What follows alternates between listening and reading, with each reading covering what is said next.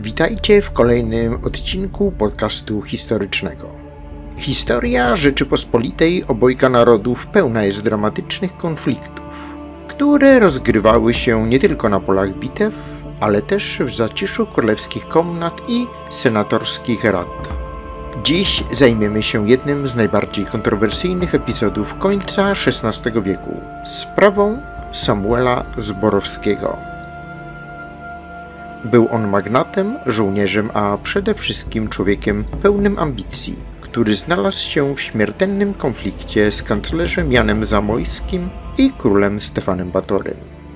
Jego śmierć stała się nie tylko wydarzeniem politycznym, ale i symbolem walki o władzę między monarchą a możnowładztwem.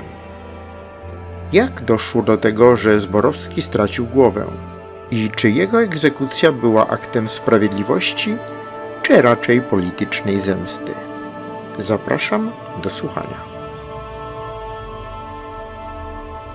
Druga połowa XVI wieku to okres, gdy Rzeczpospolita była potężnym państwem, lecz jej ustrój oparty na wolności szlacheckiej rodził napięcia między królem a możnowładztwem. Po bezpotomnej śmierci Zygmunta Augusta szlachta zyskała ogromny wpływ na wybór monarchy, a elekcja stała się areną starć rodów magnackich. W tym świecie liczyły się nie tylko kompetencje, ale też intrygi, prywatne armie i wpływy. Stefan Batory, książę Siedmiogrodu, który objął tron w 1576 roku, dążył do umocnienia władzy królewskiej. Jego najbliższym współpracownikiem był Jan Zamoyski, kanclerz i hetman, człowiek niezwykle zdolny, ale też bezwzględny wobec przeciwników. W tym układzie nie było miejsca dla ludzi pokroju Zborowskiego, który gardził autorytetem królewskim i działał na granicy prawa. Samuel Zborowski pochodził z potężnego rodu magnackiego. Był człowiekiem o porywczym charakterze, wojownikiem, który brał udział w wojnach z Turkami i Moskwą. Jego problemem była jednak skłonność do konfliktów i brak poszanowania dla prawa. Początek drogi pod katowski miecz rozpoczął się po śmierci Zygmunta Augusta. W 1574 roku podczas sejmu koronacyjnego Henryka Walezego Zborowski wdał się w kłótnię z innym szlachcicem. Zwaśnionych próbował rozdzielić kasztelan przemyski Andrzej Wapowski. Wściekły Samuel Zborowski uderzył czekanem w głowę kasztelana, zabijając go na miejscu. Król Henryk Walezy, nie chcąc dopuścić do dalszych zamieszek, skazał Zborowskiego na banicję. Uciekinier znalazł schronienie w Siedmiogrodzie, gdzie przebywał Stefan Batory, wówczas książę tego kraju. Choć wydawać by się mogło, że los Samuela jest przesądzony, sytuacja zmieniła się, gdy Batory został wybrany na króla Rzeczypospolitej. Zborowski powrócił do kraju w jego orszaku, licząc, że nowy monarcha okaże mu łaskę. Początkowo rzeczywiście znalazł się w gronie królewskich stronników, a cała rodzina Zborowskich zyskała wpływy u Batorego. Jednak Samuel Zborowski nie należał do ludzi spokojnych.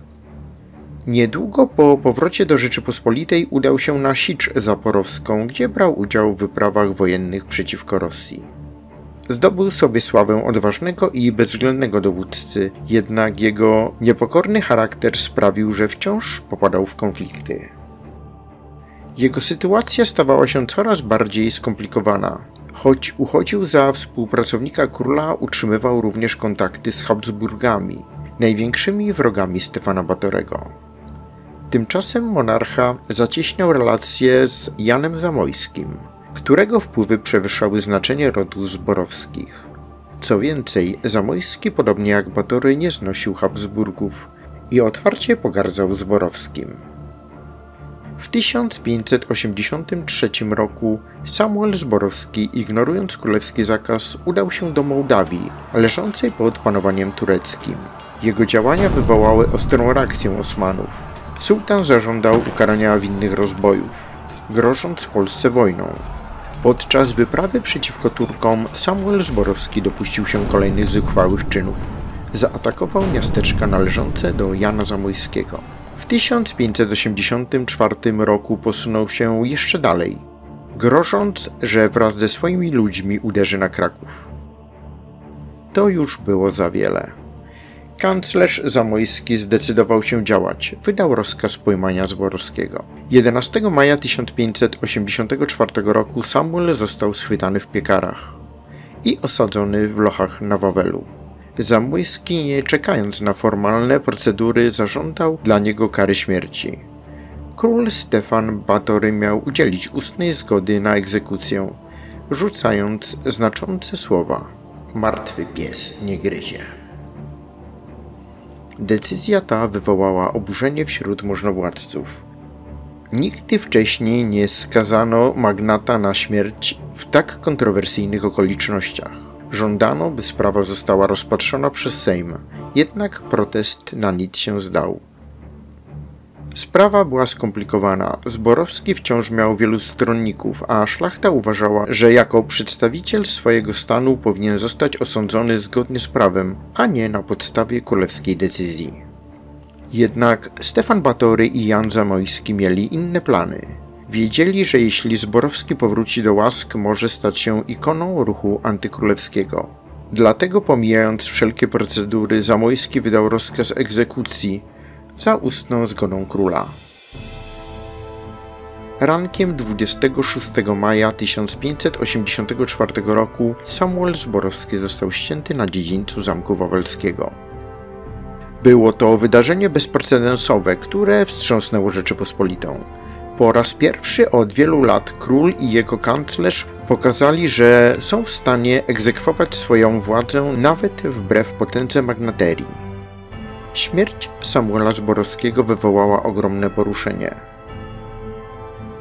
Szlachta uznała, że Batory i Zamoyski złamał prawo, wykonując wyrok bez zgody Sejmu. W oczach wielu Samuel stał się męczennikiem szlacheckiej wolności, symbolem oporu przeciwko centralizacji władzy królewskiej.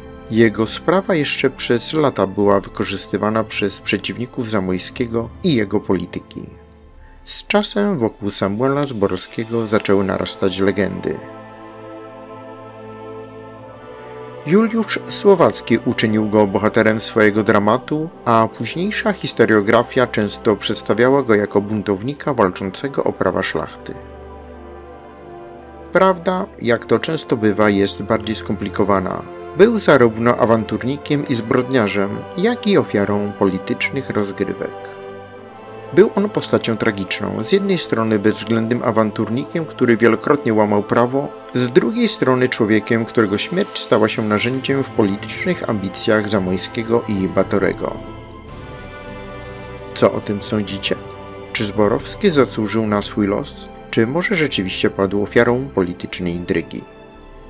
To już koniec na dzisiaj.